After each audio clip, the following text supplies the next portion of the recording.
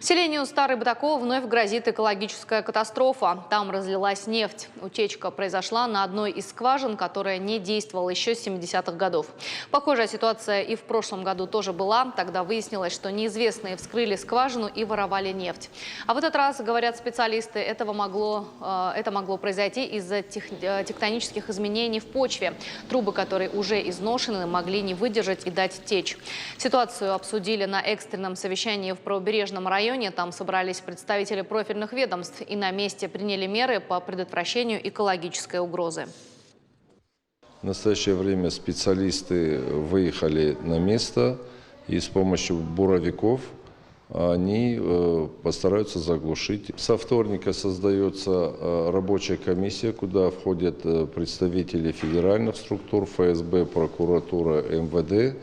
И тщательно все это будет сейчас анализироваться.